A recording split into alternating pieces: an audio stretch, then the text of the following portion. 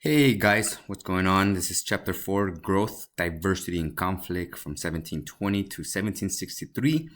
We're going to be looking at Puritan women in New England. Recall Puritan was a particular type of church from the Protestant. Then we'll look at the Middle Colonies and look at their ethnic as well as their religious diversity. Look at the Enlightenment. Hopefully you remember that a little bit from world history and the print revolution. And then we'll move on with the Great Awakening to particular groups of people, the New Lights versus the Old Lights. And then we'll finish it off with the French and Indian War as well. So first of all, we're going to look at Puritan women, or women who live in Puritan towns. If you recall, Puritans again left England because they were being persecuted, so they came to the New World in search of equality. However, there was greatly gender inequality in the equalitarian Puritan community. Young women were to remain silent in company, so they were subjugated to men. More women were prosecuted for fornication than men. And most of the times, women inherited half of what their brothers did. So you see the subjugation of men there. In terms of mothers, women tended to the gardens. They spun thread and yarn and wove the materials that made them clothing. They also made candles, soaps, churned milk and butter. And most of them married in their early 20s. And had up to 7 children by the age of 40. So there was a lot of things that went on with mothers and having chores. As mothers, they had to raise their kids, had that focus as well. And then all the chores that I already mentioned. In terms of religion, naturally, they were Puritans. And usually about 75 to 80% of a congregation was composed of women. So women greatly outnumber men in church. However, the Puritans denied women leading roles. So we see yet again the subjugation of women towards men in the Puritan community, a community that tried to pride itself in being equal. So Puritans, that was in New England. We're going to now move on and look at the Middle Colonies, in particular Pennsylvania. So there are notes over here on the right hand side. We see this chart here. Pennsylvania was full of many people. We have the French, the Swedish, the Welsh, Scottish, Irish, African, Scot-Irish, Dutch, Germans, which composed 18% of the population, and then English as well, composed about 33% of the population. So with ethnic diversity came religious diversity, and some of the religions that were in Pennsylvania were the Church of England, or the Anglican Church. That's your second bullet point. Baptists, Catholics, Lutherans, Quakers, Protestant, Jews, and some Native American religion as well, including animism. Now, what brought a lot of people to Pennsylvania was exactly that freedom of religion. It attracted thousands of settlers. And as such, the population boomed from about 2,000 in 1700 to about 25,000 in 1760. Other immigrants came in search of jobs, land, and freedom of conscription. Conscription is military services. Now, the Middle Colonies also did develop some crops as well, and they become known as the bread colonies. So they were able to provide some form of wheat and corn as well. However, they did have skilled jobs. If you recall, iron and silversmiths were just some of the few ones. Thank you for that. It also retained its cultural identity by living in ethnic neighborhoods and marrying within their own culture. So even though it was very diverse, there was not a lot of interracial marriage. People actually, for the most part, held on to their own ethnicity by marrying within themselves. So this is important in the Middle Colonies because we do see a major impact in terms of diversity, whereas in the South, not so much. The South, for the most part, was predominantly white and Africans, and that's how we started seeing slavery being introduced. So that was the Middle Colonies, and that was Pennsylvania in particular. Let's look now at the Enlightenment era and the print revolution. So if you remember from world history, the Enlightenment was a time when research and scientific logic was being used to try to study social institutions. And these social institutions included government and religion. The Enlightenment period was an era that was drifting away from the superstitions of the church and some of the church teaching that was known as the Dark Ages, because for 1,000 years, the Catholic Church, for the most part, dictated all aspects of life. And a lot of times, people followed it because they were not educated. They didn't know how to read and write. And that's how the Catholic Church wanted them to be able to control them and keep them in power. But now the Enlightenment comes and says, wait a minute, not everything that the church says is correct. We need to look at the research and observation and use scientific methods to try to explain society and the world that we live in. And so this starts up a whole new era of thinking and knowledge. One of these major individuals was John Locke. Again, John Locke was the one that introduces the idea of natural rights, that every person born has life, the rights to life, liberty, and property. So in an individual's course of life, it's not set by God or by religion. The individual could improve himself through education or rational thought and purposeful actions. These natural rights also led to the consent of the governed. In other words, in order for somebody to govern you, you needed to give in their consent. And if that group of people or that person did not govern accordingly, then the people have the power to remove him from being in power.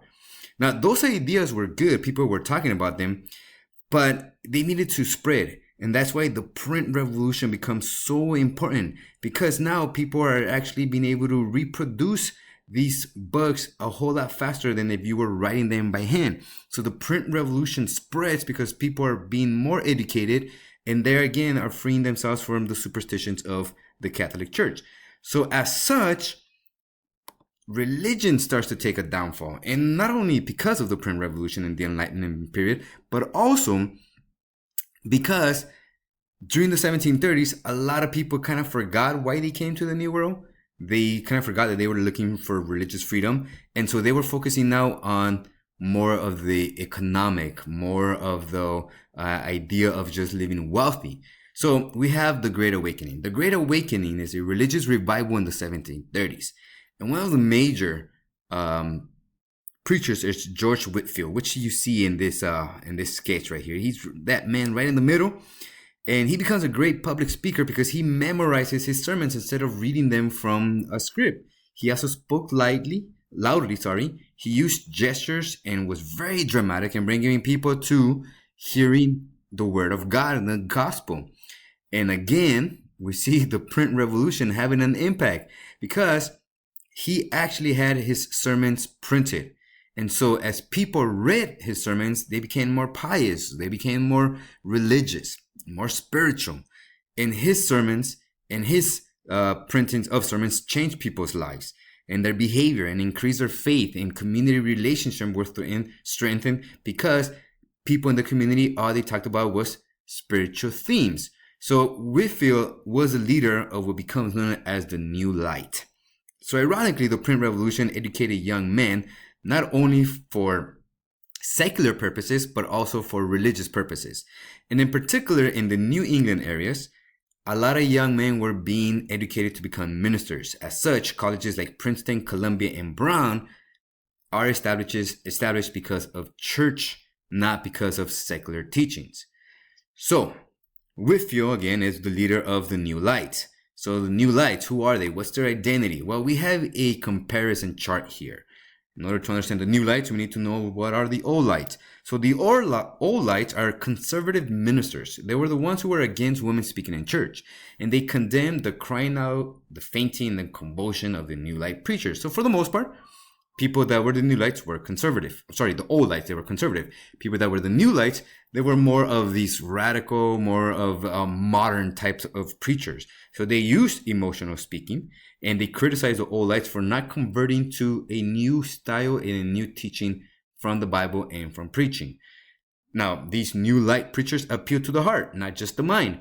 So they say something like, you need to baptize your children as soon as they are born. Otherwise, the path of hell is paved by your child's skull. So what did that do? It appealed to parents' emotions, and they said, oh my God, I want my child to be saved, so I'm going to go and baptize him. Now, more than anything, make sure you know this. The Great Awakening, while it was a religious movement, it started to challenge established institutions and established authorities. So people were now challenging the priest, especially if they were Old Light priests. They were saying your way of teaching is not the right way of teaching. They also started to challenge government because they felt that, wait a minute, if God is not necessarily dictating my life, why should a man dictate my life? So that was a major impact of the Great Awakening. It started to challenge authority and establish institutions like the church and the government. And people said, if a government wants me to support a particular church because of taxes, I'm not going to do that. So we start seeing the conflict of these ideas of your rights to use your money accordingly. Now, one of the major individuals of the New Lights were the Quakers. This is a picture just of the Quakers. And you see here, we might take it for granted today, but you see women that are part of the congregation. And that was radical for the Quakers because they allow women inside the congregation, and some of them were able to speak. They were able to speak in public as well. Well, again, that was challenging some of the other authorities, some of the other congregations and some of the other churches, like the Puritans, who abhor women having a say in church. That was the first lie that I talked about, right? So we start seeing how the Great Awakening is not, while it was a religious movement, it was not limited to just religion as well. And then finally, we also have the Church of England. And this is particular in the South. This is, again, the Church of England also becomes known as the Anglican Church or the Protestants. Well, with the Great Awakening comes new priests, and with new priests comes new religions. So the Church of England is now seeing that their power is being threatened by two major religions, the Presbyterians and the Baptist Church. So part of the reason why the Church of England was against the Presbyterians was because the Presbyterians refused to pay taxes that supported the Anglican Church, in particular in the South. So the Southern colonies really were tied in to England. The Presbyterians challenged religious and planters' authorities. So the Church of England, they retaliated in Virginia by closing all Presbyterian churches. Again, this is going to make a lot of people upset, and they're going to continue to challenge the power of the Anglican Church. But the Anglican Church, at least in Virginia, remained in control, and that does not rub people the right way. So we start seeing the challenge of authority. Now, the Church of England in the South against the Baptist Church. Let's look at that as well. So the Baptist Church preached that adults, not children, should be baptized because adults know what they're doing. Children don't. Well, that was, again, a huge teaching that went against the Church of England. The Baptist Church welcomed African Americans. The Church of England in the South didn't want African Americans to know about God because under the Baptist Church, they believe that all people are equal under God. And that phrase, that all people are equal under God, means that slavery is against what God wants. So the Baptist Church is kind of, in essence, challenging the Anglican Church in its institution of slavery. So again, in Virginia, the House of Burgesses, politics, imposed taxes on the Baptist Church. So now it's trying to exert its authority over the Baptist Church. And a lot of people from the House of Burgesses were people that belonged to the Church of England, the Anglican Church. Now, the Baptist Church also empowered yeomen. Yeomen are poor whites because the Baptist Church filled in the spiritual need that the yeomen were lacking, that the Anglican Church was not giving them. As such, the Baptist Church was successful in spreading Christianity to the poor and the enslaved. And again, Baptist Church was part of the product of the Great Awakening, and as such, it was challenging religious and political authority. So we see again the impact of religion, not only in people's lives, but also in politics and the economy. So that was chapter 4 here. We'll do the French and Indian War in class.